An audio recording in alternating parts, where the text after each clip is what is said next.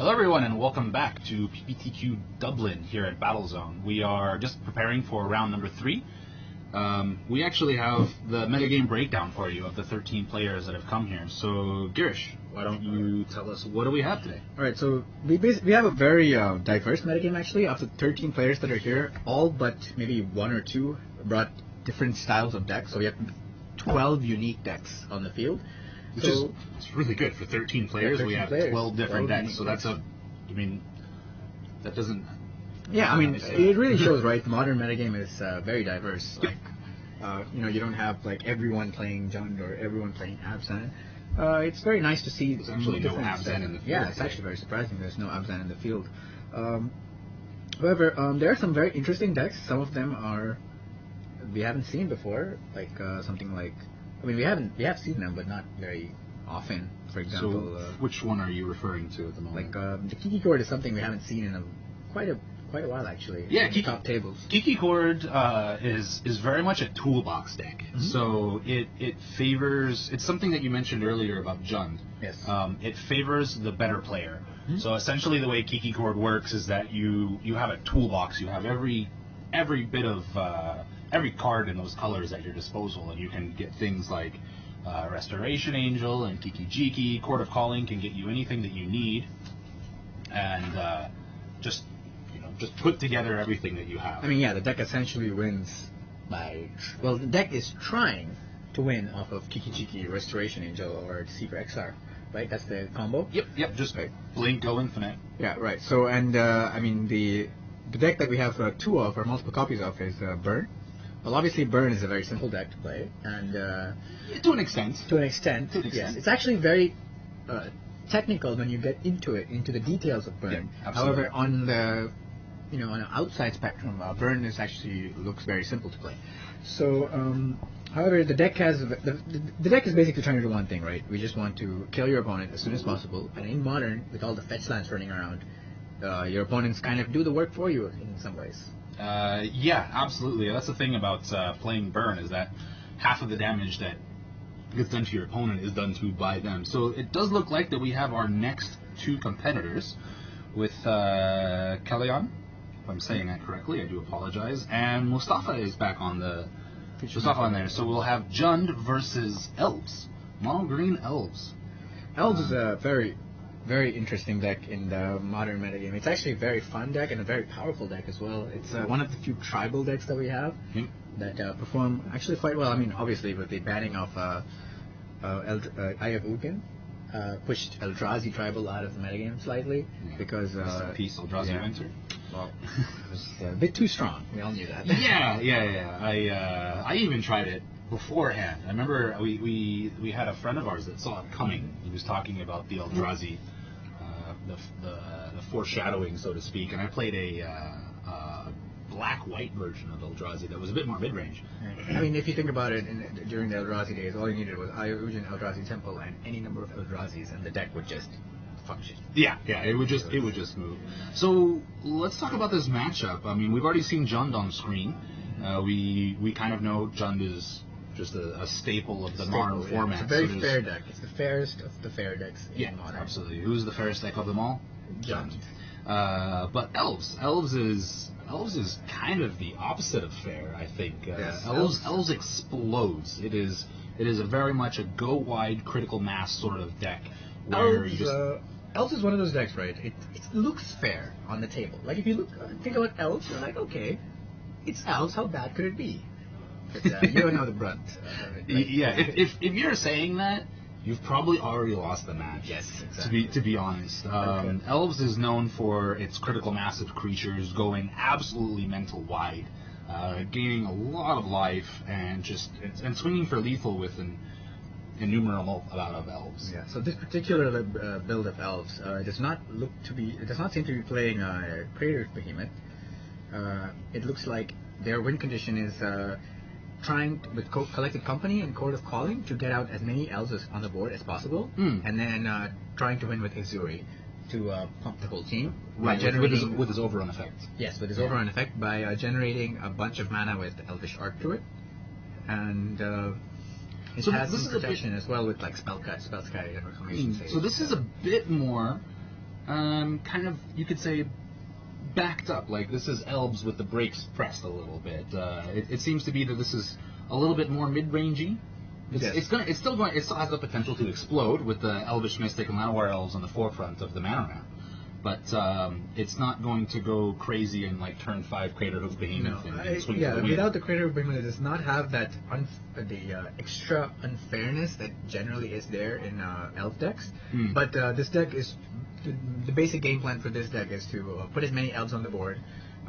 It's very similar to Mono Green Devotion that we saw in the previous round, in round 1. Right. So, like when the deck is trying to go wide on the board, right? Put as many elves as possible, and then play Azuri, which will then lead up to a very fast, explosive, lethal damage, right? And I think it's something like 12 or 16 of them have mana ramp abilities on them. You know, with Llanowar Elves, Elvish Mystic, Heritage Druid, Metal Sentinel, they all provide mana. So we are underway. Elves is on the play and has already started with what looks to be a Elvish Mystic. Is it another? Yeah, it's Elvish Mystic. It's one of the promo. One of the many mana dorks. Yeah, and that's essentially what Elves is trying to do, is just get the critical mass that we talked about before, get the mana dorks on the board, ramp up, and overrun with Azuri. So right, now let's talk about Jund. We haven't talked about the matchup. So basically what Jund is trying to do is very simple. It actually has this very similar game plan to how it played against Mono Green Devotion, right? Like, all it's trying to do is get rid of all the elves on the board as fast as it can. Yep. Right. So before elves can take off, Jund just wants to kill all their elves as they come at a time. And you already see that, like when Mustafa used the lightning bolt end of turn to kill the mana dork that Cal played. Yeah, which is a very, very good play. I mean, that's a standard modern play, you could say, is end step bolt the dork, you know. Yeah. And in majority of the decks, it's the Birds of Paradise. Bolt the bird is just one of those sayings that is always around. But the same holds true here. Is you need to get the mana dorks off the board. You need to get the elves themselves off the board. He's not so worried about Elvish Mystic, Elvish Visionary. Well, Tarmogoyf is a very good blocker in this scenario because obviously all the elves are very tiny. Yeah, and they're all 1/1s. Because of the bolts that Mustafa played turn 1 and the Elvish Mystic that he killed with it, it's already a 2/3. Yep. So it holds off most elves. Yeah, it can block anything. Even with the Pendlehaven activation, which Cal has on the board, Elvish Visionary only becomes a 2/2. 2/3, I believe. 2/3 +1/+2. Ah, that is correct. Yeah, so it's a 2/3. So you have 2/3 versus 2/3. Nothing happens in combat. So there's nothing really here to be done for the players for are combat. just discussing amongst themselves something. Yeah, I'm not sure exactly what. Maybe he was just asking about Pendlehaven, how it works. Right. So inside of combat. So Cal's turn. Mustafa probably had the best start that Jund could have in this matchup, right? So turn 1 removal spell for the dork, turn 2 blocker. Yeah. Right. I mean, now Mustafa needs to have a removal for that Elvish Archery, because Elvish Archery, when left unchecked, can it can really explode. It can really run away with the game, and that's something that Mustafa cannot allow. It looks like he has a Collective Brutality in his hand, so might be a bit early to start discarding cards to that. But he can definitely use the one mode effect to get rid of Elvish Archery. Yeah, he can just go ahead and go one mode. I mean, if he's got something in his hand that isn't necessarily useful at the moment, he can just go ahead and get rid of it. I don't think he's going to use the gain 2, lose 2 effect for Collective Brutality. I don't think it's super useful at this point in the game. I just think he wants to maybe discard a card and kill I honestly don't even think he wants to discard a card, right? He just wants to choose one mode, because the Thoughtseize-esque mode it's actually not a Thoughtseize, it's more like a Duress. It only gets instant and sorcery, not even very true. spells. Very true. So, and you really don't expect elves to be playing that many instants and sorceries unless you're expecting to hit Coco or Court of Calling, particularly. And I don't really think that's an intuitive play, right? So yeah, it's a bit narrow. I think he would already have to have had a Thoughtseize or Inquisition of Kozilek to be able to he actually know has what's in his hand. a Collective Brutality and Inquisition of Kozilek in his hand right now. So a very nice play would be to go Inquisition of Kozilek to see what your opponent has in his hand, and then go for the Collective Brutality if he has a Court of Calling. And that is exactly what he's going to do. So Inquisition of Kozilek has revealed Cal's hand. Oh, looks like he sees two Chords of Calling, a Nettle, Sorry, a Nettle Sentinel. Nettle Sentinel, and a collective company. So here Mustafa actually, like we were talking about, he can do exactly what we said. Is now he goes for the Inquisition. He can either take a Nettle Sentinel or a Court of Calling, and then use the collective brutality to get rid of the Elvish Archerdruid and get rid of collective the other company or the collective company or the other Court of Calling. So that would be actually a very powerful play for Mustafa to do. He makes elves lose 2 of their 3 like the cards that let them explode and tutor for their win conditions, and slow them down quite. So he has chosen the Court of Calling, gotten rid of that, and it looks like he's going to go ahead for the collective brutality now, since he already knows what's in his hand. He is pondering his options. He is thinking whether he should go for the second Inquisition of Coast like that's in his hand. That is a... Or for the collective brutality. I think the brutality is the better play here. You want to get the Archdruid. You want to get the Archdruid off the board. That's paramount. I don't think that there's any reason for you to. The other thing is he's going to end up wasting that forest if he doesn't do it. So this is using his mana very efficiently. Oh, looks like he's going to use the collective brutality to discard the Inquisition of Kozilek, and then use -2/-2 to the Elvish Archerdruid, and then he's going to discard the collected company from Cal's hand. Yep, so now Cal is left with a Court of Calling and a Nettle Sentinel, which is... He's definitely on his back foot now, you can say. He's not going to have... He's not been able to explode on the board, so Jund successfully held the elves off from doing what elves is trying to do, and he's stuck with just an Elvish Visionary on the board, which is not much. Like I would say that Cal had all the tools to allow him to explode, but I would just say that Jund had the right answers at the right times to deal with the situation. Yeah, which is very characteristic of Jund. Yes, which is exactly what the deck wants to do, right? It wants to you 1-for-1 your opponent, get rid of all the cards that give your opponents the edge, and then just eke out every bit of advantage eventually. And it looks like Cal drew a Nykthos this turn, so he's not really doing that much. Yeah, it's not the best top deck at this point. I mean, he can go ahead and get it down. He's going to swing in with 1 with the Elvish Visionary, pump it with Pendelhaven, so get 2 damage in. Also, for the viewers at home, the Tormaglyph is currently a 4/5. Yes. We should definitely get a dice down. Yeah, we should get that. a dice on that. Or it looks like it's Mustafa's turn, and he took his draw step, didn't quite catch what he drew. Looks like he has a Dark Confidant in his hand, along with another Tarmogoyf. So that is not going to go over very well for Cal. Because the elves are a very explosive deck, similar to the Green Devotion deck we saw earlier, but again, it does not have that much removal, so it does not have a way to answer these Goyfs. And these Goyfs are huge. Yeah. They're 4/5s, they're bigger, they're double, almost triple. Yeah, I mean, there's double. There's no way that elves can get rid of them right now. Elves. That's basically what it is. He can't even successfully double block and get rid of one of them. I mean, the only answer I think he has to this situation, actually, he doesn't actually have a legitimate answer. The only way I think he's going to be answering to this, only answer he has to this kind of situation is going as wide on the board as possible with the cards like Dwynen's Elite or Collected Company. And unfortunately, Mustafa took all those options away from him, and he used the Collective Brutality and the Inquisition of Ghosts like the previous time. So Cal is going to play a Temple. Looks like he drew another hand off the top. So he's shocking himself. Now that's something that's interesting because he's not playing anything this turn, but he chose to take the 2 damage. Now this most likely is because he has the cord still in his hand. So he's going to try to search up something. I think he's going to try into Court of Calling for 4 mana, I believe, to see what can he get for 4 mana here. Well, I mean, there is nothing in his deck that is 4 mana.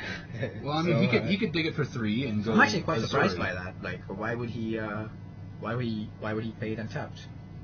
Do you have any idea? I'm not 100% sure. I mean, because the highest mana cost in his deck is 3, and he has that already with the Nettle Sentinel, Elvish Visionary, and the Forest. I mean, the Pendelhaven. So there's actually nothing that he can get at 4. So. Well, we don't know. We might find out, right? Maybe he wanted to leave the Pendelhaven untapped.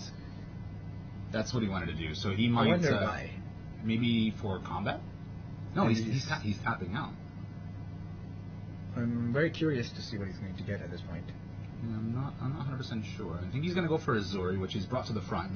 That's kind of what I was thinking before. He's going to get for Azuri and then use the Pendelhaven doesn't do anything to it because it's a 2/2. So I'm very confused on the choices there. But Nettle Sentinel can untap. I mean, I feel like he just lost the life for nothing, right? That's kind of what I feel like, but I think Nettle Sentinel can untap, correct? Yes, but Nettle Sentinel is also 2/2. It is, yeah.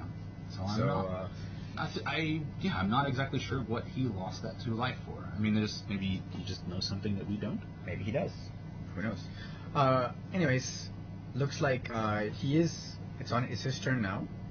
I'm actually quite surprised. Looks like Mustafa did not attack with his creatures. Oh wait, is it? Yeah, it is. It is Cal's turn now, and Mustafa did not attack with his creatures. Yeah, he only had. Maybe he was scared of the Court of Calling that he knew was in Cal's hand, so he decided not to attack. But maybe he had something else. So then, did Cal play that maybe on second main phase? Is that something? No. I think Mustafa didn't attack because he was worried about the cord. Oh, okay, so then Cal did it on end step of Mustafa's turn. Probably, most likely. Okay, that makes more sense. I was we're just a little bit confused on where we were in the phase of the turn. So it is Cal's turn right now on his first main phase. It's like he took his draw step. I didn't get a good look at what it was. So we'll find out soon. Cal is pondering his options. He's probably considering how much he can pump with the Azuri to see if it's worth getting in for an attack or not. See if he can kind of at least make a profitable attack and get rid of one of the Looks goalies. like he drew another Azuri. Another Azuri. That's not very nice, is it? Yeah, the legendary clause unfortunately does not allow him to cast it. I mean, he can cast it if he wants to sacrifice one of them. Wouldn't make much sense now, would it? Wouldn't make much sense. So I mean, he's activating Azuri on that. Did it? Looks like he's using. There was no blocks on Mustafa's part, so now we're 10 all. Looks like he generated mana with Nykthos and left the Pendelhaven open yet again. Another Tarmogoyf from the Dark Confidant activation. Ouch. So we're going to see a third Tarmogoyf on the battlefield, and that does not... Those things really get out of hand. It does not bode well for Cal. Tarmogoyf, one of the best creatures in the modern format, because of how efficient it is for just 2 mana. 2 mana, and it can be... in Magic the Gathering, Tarmogoyf can be up to an 8/9. And I actually talked to Mustafa between the rounds, asked him about the other version of Jund that's been running around, the Grimflayer version, that allows Tarmogoyf to get to 8/9. And that's the thing, I mean, some people argue that Tarmogoyf is just a vanilla creature. You know, it just gets big, but nothing else. Like, it doesn't have any evasion, it doesn't have trample, it doesn't have flying or reach or anything like that. It's just a vanilla. But it's such a low investment, right? Yeah, exactly. Such for a low 2 mana, investment for 2 and mana. it just scales so good with the rest of the game. So efficient. And in the right build... And this is something I was talking about. I was asking, well, you know, what do you think of the Grimflayer version? Because the Jund deck already kind of naturally builds Delirium. Any deck that can make Tarmogoyf bigger than 4 or 5, or 4 or 5 or bigger, already makes Delirium very well. So there are a lot of decks out there that have actually traded the Dark Confidant for the Grimflayer, and have added a couple of enchantments and artifacts and even a tribal spell, just to get that extra card type in the graveyard. And have made the Tarmogoyf an 8/9. Right, let's get, so back to the game. Looks like Mustafa just played the Tarmogoyf and passed the turn. I'm actually quite surprised that Mustafa isn't trying to get attacks in. I'm fairly certain it's because he's worried about the Azuri just downright killing him. Yeah, that's the thing, is that if he does swing in with all the Tarmogoyfs right now, with 2 of them, it forces the chump blocks. I'm not exactly sure why he didn't attack. I mean, he is dead on the backswing if Cal could absorb the life. Yeah, you know, but he can't. That's the thing. No, the thing is, if he attacks, like, let's say he attacks with 2 Goyfs and the Dark Confidant, right? That's lethal, but all Cal needs to do is block the Elvish Visionary at the Dark Confidant and pump it with the Pendelhaven, then it survives, and then he takes 8 down to 2, and then Cal just kills Mustafa on the backswing, right? Very true. Yeah, very true. So I guess a heads-up play for Mustafa for not swinging in. He's kind of holding being very patient, but he, again, right, he has gigantic blockers. Absolutely. That's the thing, is that he doesn't actually have to do anything right now. All he has to do is stop Cal from going explosive and holding back and waiting for an opportune moment to strike with those massive Goyfs. I think all Mustafa needs now is a removal spell of some sort to just clear the way for his Goyfs to get in. Yeah. So Cal plays the Cavern of Souls, which doesn't really do much in this matchup, but it is an extra mana. Yep. Let's see. Looks like that's what Cal drew, right? So Cavern of Souls is in play. That's his draw for the turn, and he has Azuri in his hand. That's right. He still has Azuri, so he's going to go ahead and play it. And I believe that's to untap the Nettle Sentinel. Correct. Yeah. However, now he cannot activate it because you need to tap the Nykthos. And he just passed the turn back. So we're in a bit of a stalemate right now. The ground's kind of mucked up. The fourth Goyf. The fourth Goyf. So unfortunately, Mustafa's taken a lot of damage off this Dark Confidant. Oh, looks like he drew an Abrupt Decay. Now that is... now I think Cal might be regretting playing that Azuri, considering that... Azuri does have the Regenerate clause, and he has mana open. Yes, that is true. So he's forced to spend mana on it. Mustafa wastes the spell. So it's not necessarily a blowout for Cal. But I think Mustafa does need to be... oh, yeah, okay. Right, so Azuri actually can't regenerate itself. It can only regenerate another elf. So he can still get rid of the Azuri with the Abrupt Decay. So I do believe he's going for it. He's going to. Cal just wants to take a look at Abrupt Decay and read what it says. He's regenerating the other two on the stack. Okay. So basically he gets 2 free blocks with them. Yep. Now it's Mustafa's decision. Which is actually not how it used to be. Regenerate used to tap the creatures. Oh, well, it actually does tap the creatures. It only taps the creatures when the bubble is broken. Ah, that's very true. So it puts a bubble on the creature, and when the bubble breaks, they tap. By way of basically taking lethal damage or being destroyed, it will then break the bubble and then tap the creatures as part of the regeneration. That is true. So it looks like Mustafa is going to go ahead and start to attack. He's got to apply pressure to Cal because he's just going to die to his own Dark Confidant if he doesn't. Well, the thing is, if Mustafa does attack, he's basically worried about somehow dying. Like if Cal draws an Elvish Archdruid, Mustafa's just dead, right? Because he can play the Elvish Archdruid in response to his Archdruid. He can pump the Elvish Visionary with Pendelhaven and then swing for 6.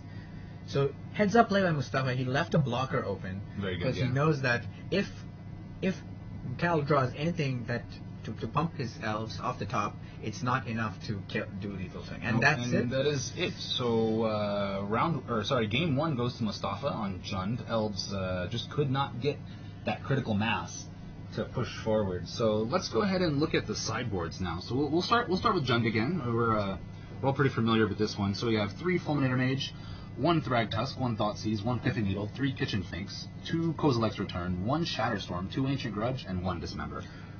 So I think it's a fairly, again, simple sideboard for Mustafa. I think he wants to bring in the Kitchen Finks for the body, and the life gain obviously makes it's relevant in the racing situations. And I think he wants to bring in the Thragtusk. Again, it's life gain, it's bodies that he can block, trade 2 creatures for it. The Kozilek's Return is amazing in this matchup again because all the elves are very tiny and that's a massive blowout, especially since Jund is on the play. So Jund is going to be Jund is on the draw now. Sorry, yeah, on the draw, and that's putting him. It's actually even better if you think about it because now you'll go turn 1 elf, turn 2 elf, and by turn 3 elf, and then. If it's not an Elvish Archdruid, then your board is very susceptible to Kozilek's Return, right? Absolutely. But the other possibility is Mustafa doesn't draw that Kozilek's Return and ends up on the back foot the entire time doing 1-for-1 removal. That is possible. When Elves is just able to overrun. Yeah. And that is another. I would probably also bring in the Dismember in this matchup because it's just another removal spell. Yeah, I think that's very straightforward. I'm not a big fan of the Dark Confidants in this matchup. No, the Dark Confidants tend to lose their shine in any aggressive matchup. Yeah, they are still creatures, and they're not that bad. They can successfully trade against with the majority of the elves. Jund is very well designed to deal with these particular matchups, such as elves, because all their cards are either to kill creatures or to eke value out of their cards. And So since Jund has all these like I said, those cards that eke value out of their cards and to kill creatures, and so they don't really have to change too many things. They can just remove cards that are less good and bring in cards that are slightly better in doing this. Very true, and that's one of the best benefits you can say from Jund. Yeah. Is that it does very well against creature heavy decks. It does. It's and adding a sweeper in the mix just makes it better. Very good. Yeah, very true. So let's take a look at elves. Yeah, so elves in the sideboard, we have 2 Path to Exile, 2 Fracturing Gust, 1 Eidolon of Rhetoric, 1 Aven Mind Sensor, 1 Burrington Forge Tender, 1 Dauntless Escort, 1 Kataki War's Wage, 1 Nalira Silver Outcast, 1 Chameleon Colossus, and 4 Kitchen Finks. Right, so I definitely think he wants to bring the Path to Exile in this matchup because Path to Exile clears the Goyfs out of the way. Yep. For him to attack. Right, and that's, as we saw in this game, right? Like Goyf was his downfall. Goyf was just his downfall. To be fair, 3 Goyfs is insane. And he got a 4th one. And when he top decked the 4th one off of Dark Confront, I mean, seeing all 4 Goyfs in if you're the jungle player and you see all 4 Goyfs in your game, you are so happy. You're so happy, and there's a reason for that. I mean, that's part of the reason why he won. So I definitely agree on the Path to Exile. I would Dauntless Escort is a consideration because like again we were talking about the Kozilek's return. So Dauntless Escort, if Kyle has a heads up read on that Mustafa might have a sweeper of some sort in his deck, then Dauntless Escort is a consideration because it protects his board from being destroyed. So I would potentially bring the Dauntless Escort. That's a very possibility. Yeah, that's a very possibility. Chameleon Colossus is great in this matchup because it has protection from black. So it can't be targeted by Liliana. It can't be. I mean, obviously you can still use the sack effect of this other Liliana, but I'm talking about the other, the Liliana's Last Hope. The new Liliana that Mustafa has a one-off in his deck is great against elves. It kills almost every elf. Yeah, absolutely. Almost absolutely. every elf. Nearly most of them. All the Manadors. Even if it just kind of turns down an elf, makes it a 0/1 for the turn. That's still plenty. It's great. So I like Chameleon Colossus in this matchup. The Path to Exiles, and I believe the Dauntless Escort. Those are what I would bring in. Everything else, it looks like, suited for other matchups. So we are underway. Looks like Mustafa has started off with a Thoughtseize. Looks like both players kept their opening 7, so that's good to see. Always nice to have a fair game of Magic. Absolutely. So Mustafa's got a few choices here. He has Spellskite, Elvish Visionary, looks like 2 Elvish Archdruids, and can't quite make out that other one. It's a bit blurry. Yeah, so he has Elvish Visionary, 2 Elvish Archdruids, and a Spellskite, and 1 card that looks very blurry. A bit of a mystery card. I can't quite see it. The glare is, that's the only problem with sleeves. Yes, some sleeves. They make the casting a little bit difficult. Yeah, well, it's okay. It's not too bad. We'll find out what it is eventually, right? Eventually, yes. Elvish Archdruid is a solid choice because he does not want Cal to be... Elvish Visionary is a solid choice. He does not want the opponent... Oh, it looks like he top-decked. Top-decked another one. So, I mean, what you're trying to say is he didn't want him to get any of the card advantage. Yeah, he didn't want to get any of the card advantage because, again, like Mustafa wants to 1-for-1. By playing Elvish Visionary, you're getting a Devotion on the board, you're getting an Elf on the board, and it makes your Elvish Archdruids that much better, right? Yeah, very true. Alright, looks like Mustafa played a turn 2 Scavenging. So, like, again, one of the more ideal situations for Mustafa, right? That he wants to play a turn 1 and Disruption spell into a turn 2 Scavenging. It was even better for him this game because Cal did not have a Manador, right? So it worked out even better for Mustafa because he's on the draw, and now he's on the front foot because he got to get rid of one of Cal's spells with the Thoughtseize, and then he got to play the Scavenging. And see, now Cal is on a turn 3 Matador, so that's he's definitely playing kind of off step right now. And we just got word that other card was a Dwynen's Elite. Oh, all right. That was the blurry card that was on there. So all right, now we know what's coming. Looks like Mustafa has a pretty nice hand. He has Abrupt Decay, Lightning Bolt, all the things you would want against an Elf deck, right? That you want all the removal spells, and he even has the Scavenging Ooze to eat the Elves later for life and to grow the Scavenging Ooze. And like we saw in round number 1, he's going to go ahead and bolt the Matador, the Llanowar Elves, when leaving the green mana up to eat it if he's necessary. So he's going to go in for the attacks. Of course, Cal only has a 1/1 right now, so it's profitable. He's just going to go ahead and take the 2 damage. Looks like he's going to Inquisition of Kozilek. So we see a Spellskite, the 2 Elvish Archdruids, the Dwynen Elite, and Nettle. It looks like Cal doesn't have the 3rd green source to play the Elvish Archdruid, so Mustafa might consider taking the Dwynen's Elite to take him off of the second play, and that's exactly what he does. That's exactly what he does. He leaves the Spellskite behind. He's not too worried about that. Jund has plenty of artifact removal. No, it Poison's command. It doesn't really care. Yeah, you can kind of let that go. And I did take a look at Mustafa's hand while we were discussing earlier, and he looks like he did bring in the Kitchen Finks. Kitchen Finks is great in this matchup. Yeah. You can block 2 elves with it essentially, and Yeah. gain a bunch of life as well. So Kitchen Finks, Scavenging Ooze, all these cards that's sticky and hard to get rid of, and just cause a lot of problems for the elves deck in general. Yeah, absolutely. Just makes their life very difficult. Absolutely. So Cal's going to swing in for 1. Looks like he drew another Nettle Sentinel, which is not great because he can't actually play the second one, considering that one of his lands does not produce green. Yeah, this is it's a sticky situation for Cal right now, just because he's kind of locked on his green mana, and it does not allow him to get that explosive and start. you would think, right, one monocolor deck would be fine, and this is just what happens, right? If you just draw the wrong land at the wrong time, you can run into problems. Yes. Or not draw the land at all, and that's essentially what's happened to Cal right now. And that's Magic, right? Like I mean, there's always that degree of variance when you're talking about Magic, and that's the appeal of the game, is that you end up with there's a little bit of luck involved. I mean, you have ratios that you can kind of deal with in the deck, and sometimes you just don't get lucky. Yeah. Mustafa has a very, very powerful hand, and it looks like he doesn't even want to play most of them. He just wants to start eating up elves in the graveyard. Yeah, and that's a very good play. I mean, essentially what he's going to do, he's going to continue to gain life.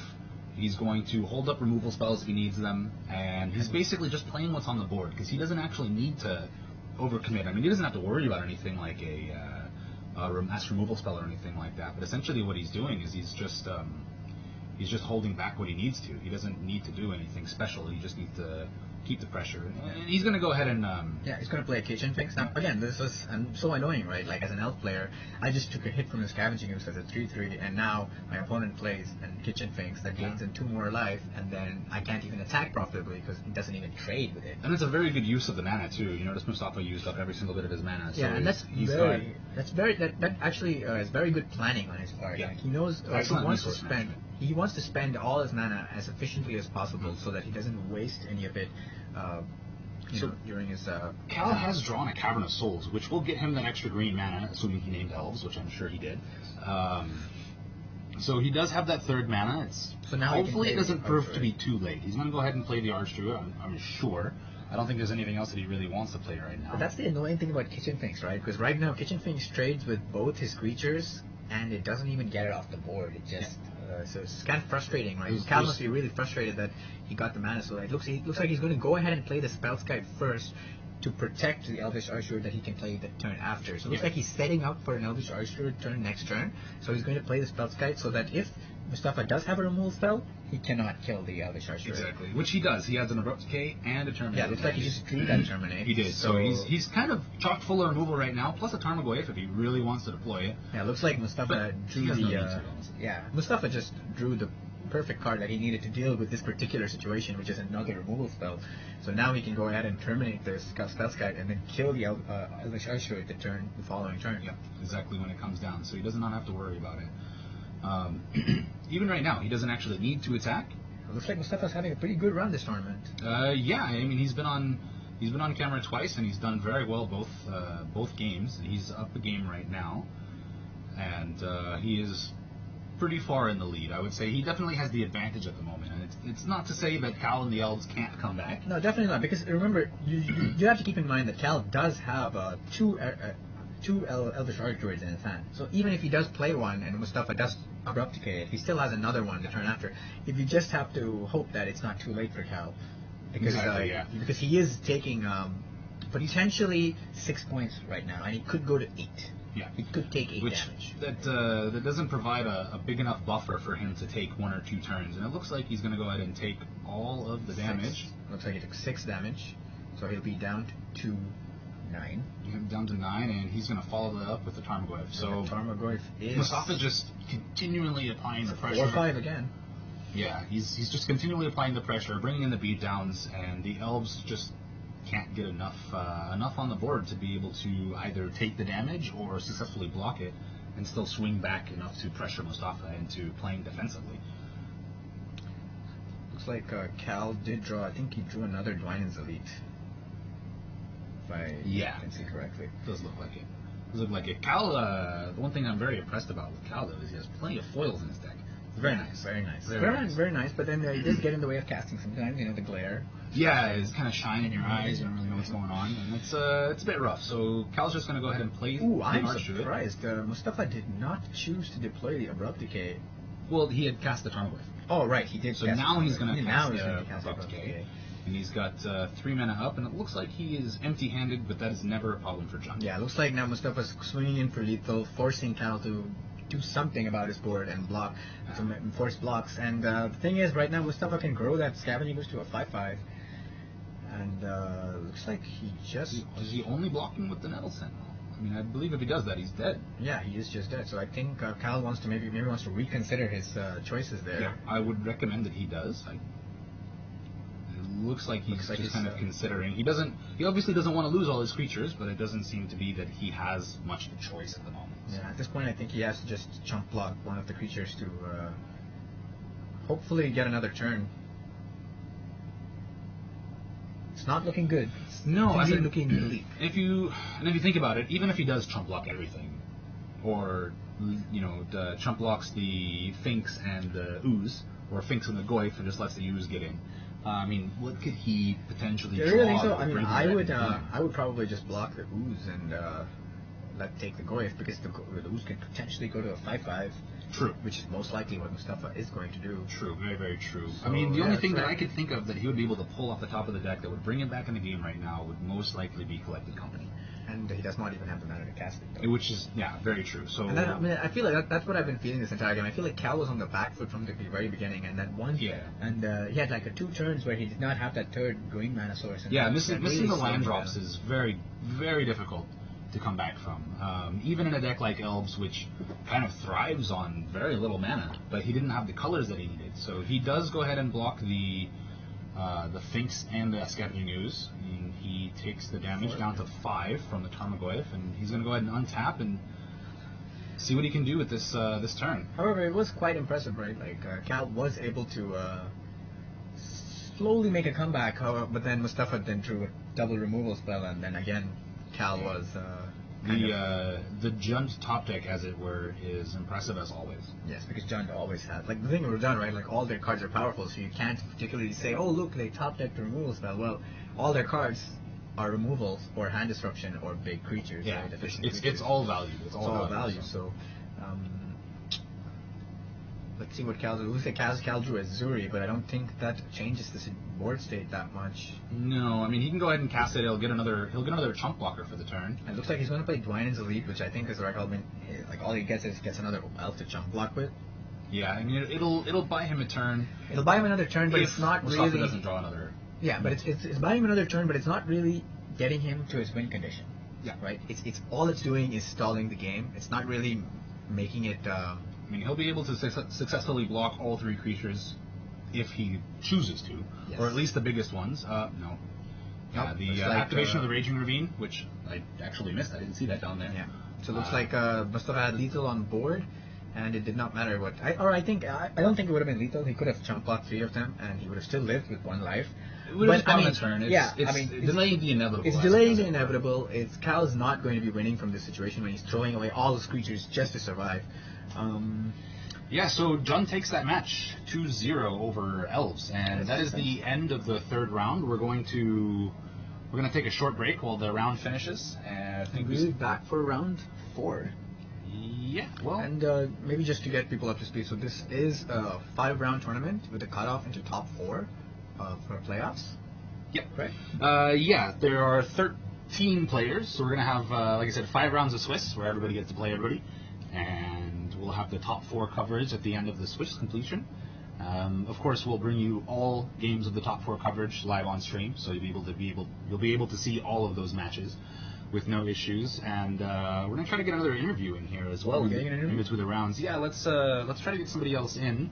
We already interviewed Mustafa, so I don't think we'll interview him twice. But we could interview, see him how he felt about the Elves matchup. Right? Yeah, let's get in touch. I'll actually go check. You gonna be okay here? Yeah, I'll be okay. Sure. I can go take a look. All right. So that was a very quick game. As we say, maybe we might be able to get another game on for you shortly. But if not, let's let's see how the deck basically played out, right? Like, we knew that John had a favorable matchup coming in, what with their removal spells, and like, if you think about it, like post sideboard, Mustafa didn't even need the Kozilek's returns to come back into the game. He was very happy with just one for winning his opponent and playing a bunch of big blockers to just get in the way, and that kind of dealt with the situation.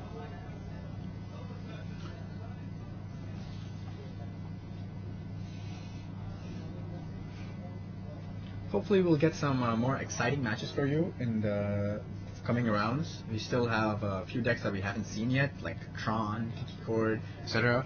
Well, they might not have been doing too well. That's probably why they're not in the feature match area. Otherwise, we would have definitely brought that for you.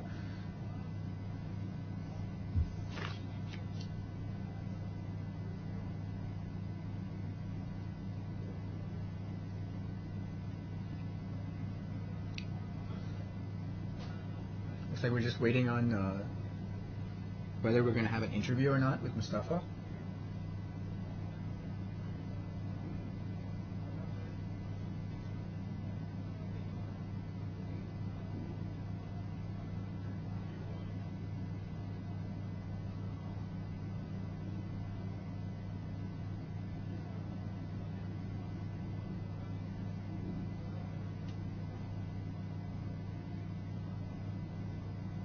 Hope you guys are having a good time watching the stream. We are streaming live from Battlezone in Dubai. So if you are around the corner, or if you do come to visit in Dubai, please do come give a visit to the store. We are.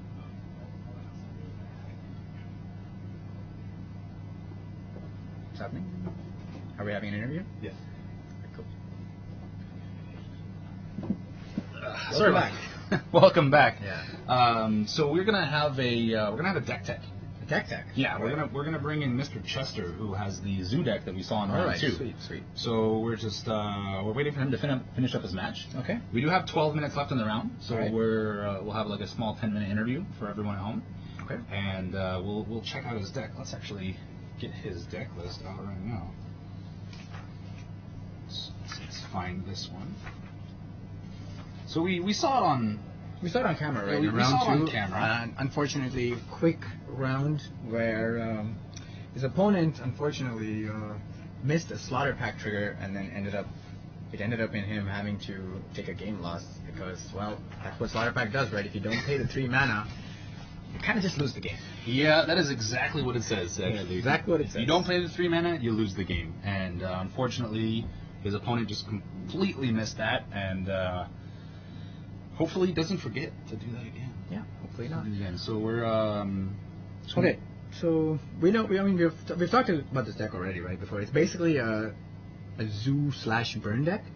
Yeah, I mean, that's the thing about what's happened with the burn deck as of late, is that it's kind of shifted into a zoo deck. We've seen the deck kind of go from like mono red into red white, and then starting to splash green for things like Wild Nikau and Atarka's Command. So this particular build, he calls it Naya Burn, which is a standard burn deck where it plays 4 Eidolon of Great Revel, 1 Grim Lavamancer, 4 Goblin Guide, 4 Monastery Swift Spear, 4 Wild Nikau, and then a bunch of efficient burn spells such as Atarka's Command, Boros Charm, Lava Spike, Lightning Bolt, Rift Bolt, and then Searing Blaze. 4 of all of these cards. Yeah, and that's the thing about the burn deck, is that it's just redundant. It's just redundant. Everything in the deck either deals 3 damage to the opponent, sometimes to the creature. It just wants to kill you, right? Yeah, it can, and it can kill you by turn 4. If it That's really gets the nut draw, it just goes crazy. It deals a little bit of damage to itself in the form of fetching and shocking, but there's not really a few 3-color decks in Modern. They all end up doing that, actually. So the point is it gets 1 or 2 creatures on the battlefield, just murders you with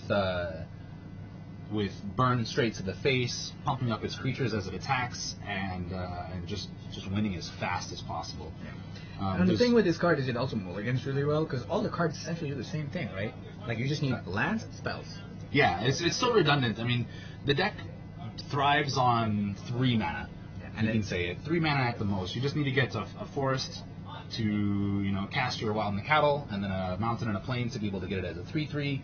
Get down your Eidolon of the Great Rebel, so any of the spells that your opponents are playing that cost 3 or less are dealing them damage as well.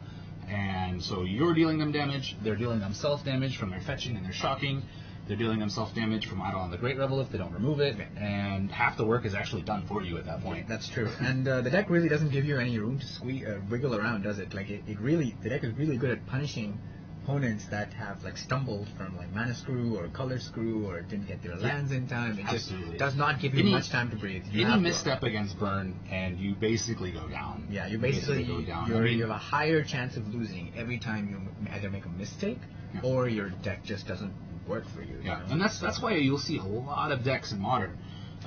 They have specific sideboard cards just for burn alone. I mean, when you sideboard in Magic, most of the time you're sideboarding against certain archetypes. Like, okay, this is what I bring in against tokens, or this is what I bring in against control.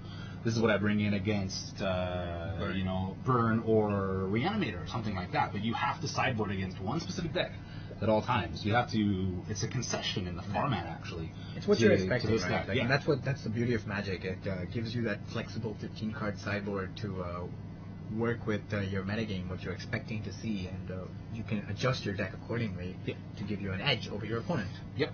But like I said, most of the time that's specific towards archetypes, whereas there's a lot of decks that have to make a concession to this one deck. Yeah, I mean, obviously it depends. Like, if you think that deck has a terrible matchup for you, there's two ways you can go about it. Either you can just accept that the deck has a bad matchup for you and hope you don't play it, or you can sideboard against it, right? Yeah. But then that's another skill in Magic where you have to come to like a decision where how many cards am I going to put for that archetype? Yeah. How many cards can I remove from my deck?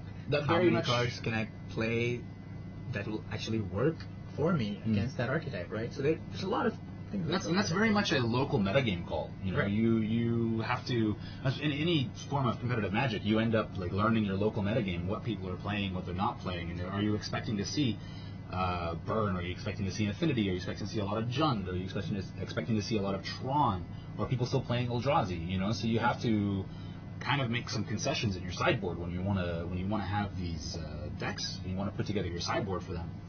And like the local metagame today. Yeah, and there's two of these. I mean, that's the thing, is that it's a very, very diverse metagame. Very diverse metagame. Like, when you see a tournament, you generally have a high percentage deck, and then you have the deck that is not that favored or very few of, and you have one or two of the outliers. But in this tournament, I mean, given that there is only basically one of each. There are only 13 players, right? Yeah. But so you're right. This deck does have the highest percentage. Yeah, this deck has the highest percentage because there's two of them. However, the rest are all different. And well, I can't say though, there are like around 4 zoo-ish decks, so there's essentially 4.